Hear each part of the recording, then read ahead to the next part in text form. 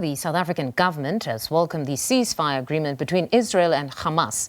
This after 15 months of a ferocious war that left over 40,000 people killed in Gaza since Hamas launched an incursion against Israel. For the latest on the deal, we're now joined by SABC News correspondent Sherwin Bryce-Pease. Sherwin, the announcement of the deal being struck, we've seen all over, has brought jubilation to many. But what is the latest beyond the announcement, given the doubt cast by Benjamin on the solidarity of the deal? Well, I think we very quickly learned, Mfundo, that this ceasefire deal is a ceasefire deal only in principle, and it won't be an agreement that is, with the I's dotted and T's crossed until the Israeli cabinet convenes and provides its acquiescence to this agreement that has now, of course, been touted and welcomed by the mediators, no less. The president-elect of the United States, Donald Trump, Joe Biden, speaking twice yesterday, touting this as part of his legacy, getting it over the finish line. But as the Prime Minister's office, Benjamin Netanyahu, has revealed, it's not quite over the finish line, releasing a statement that Hamas reneges on parts of the agreement reached with mediators in Israel in an effort to extort last-minute concessions, he says. The Israeli cabinet will not convene until the mediators notify Israel and Hamas and accept all the elements of the deal. We have subsequently heard from Antony Blinken, the U.S. Secretary of State. He spoke at a lengthy press conference at the State Department in Washington a few moments ago. And this is what he says, Mfundo. He expects, as President Biden said yesterday, that the agreement will go into effect on Sunday. Quote, "I am confident and I fully expect the implementation will begin as we said on Sunday." In addition to that, I have just seen reportage from the global affairs correspondent at the political news outfit Axios, Barak Ravid, tweeting this. U.S. officials have told me that the remaining disputes over the Gaza hostage deal and ceasefire deal have been resolved and that the agreement is now done. In addition to that, we've earlier today heard on the U.S. morning shows, the U.S. White House National Security spokesperson John Kirby, Mfundo, he said that there are a number of details that require clarification, but it is not true that the ceasefire agreement has collapsed. We are confident the details Netanyahu talked about will be settled and the implementation of the agreement will go ahead on Sunday. So despite what we're hearing from Netanyahu's office in Israel, the Americans seem quite clear that this is an agreement that, while still in principle, will go ahead on Sunday. So, the ball now essentially appears to be in Netanyahu's court to provide clarity on the way forward in the hours and days ahead. And he's a key component in this whole deal. So, I mean, if you've got America saying that as far as they're concerned, the deal is going ahead, but Netanyahu has cast that doubt. We're also hearing that nationalist hardliners within government in Israel are honestly opposed to the deal or any sort of a deal with Hamas to begin with.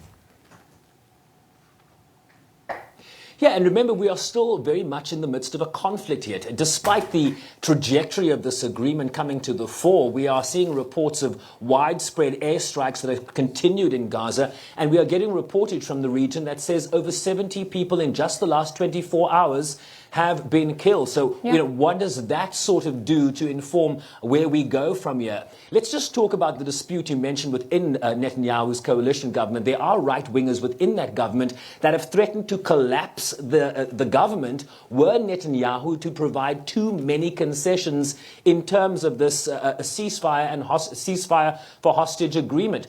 We are also understanding that some of the disputes, the unresolved disputes, relate to the extent to which Israeli forces will withdraw to the outskirts of Gaza during the phase one of the three-phased agreement. In addition to that, there's also been some reportage that Hamas has requested the names of the Palestinian prisoners that are earmarked to be released by Israel in the hostage for Palestinian prisoner exchange. That seems to have been a sticking point. I'm not clear as to why, but those are the permutations that are surrounding these uncertain moments as we, certainly from the American perspective, get closer to getting this deal across the finish line. But it ain't a deal, Mfundo, until the deal is done. Most certainly. And it seems now, as we're hearing from you, that there are national political dynamics within Israel that could delay this deal. But it seems there is a race against time for the Biden administration because they wanted to finalize this deal before the inauguration of Donald Trump. Well, they took the victory lap yesterday already, right? Saying that this was a deal that was now pretty much signed and sealed only for Netanyahu to pull the rug out from, everyone, including the Secretary General that came out yesterday here at the United Nations to welcome this deal. Governments around the world, including South Africa, welcoming this deal. And of course, we must not lose sight of the fact that there are humanitarian imperatives here. There is a decimated and devastated enclave in the name of the Gaza Strip that is in need of repair and reconstruction, is in need of humanitarian relief. There are no homes for Gazans to go back to. So even if we get to the point where the Israelis agree to this agreement, that is then the beginning of a very slow process. The only thing that they've essentially agreed to here, you talk about three-phased agreement, is the first phase. Because once that first phase begins to be instituted and implemented, they then begin to see if the parameters are being met. In addition to that, there are continued negotiations that must happen during those 42 days, the first 6 weeks, to see if we get to phase two. So this is, as much as it's being touted as a three-phased agreement, the only thing we know once we have the signatures of Hamas and the Israelis on this agreement is that phase one will begin, and then we'll see where we go from here. So we're a long way away from the end of this process. We're merely at a critical first step here. And then in addition to the completion of the ceasefire agreement, if we get there, you then begin to talk about the two-state solution. You then begin to talk about post-governance in Gaza. Does Hamas have a role? Does the Palestinian Authority take over? Certainly that's being pushed by the United States. What do you do with illegal settlements in the occupied Palestinian territories?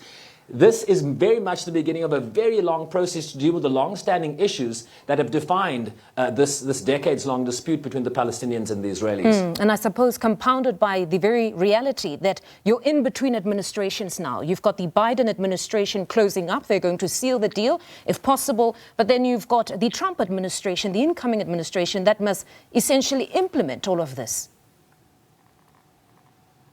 Absolutely right. Well, to a lesser extent than the Israelis and the Palestinians themselves must implement this. But I think what is important in terms of the question here is just look at how the envoys of both President Biden and President-elect Trump were both very instructive in terms of those negotiations hosted by the Qataris in Doha. You saw the two teams, the transition team of the Biden administration working with the incoming administration of Donald Trump to get this across the finish line. And as much as Donald Trump has taken full credit that his election win was catalytic in getting this over the finish line, this was very much Joe Biden's three-phase plan, first mooted in May last year and then endorsed by the UN Security Council. So if we get there, Mfunda, I think they can both take some credit. All right, Sherwin, as always, thank you very much for your reportage.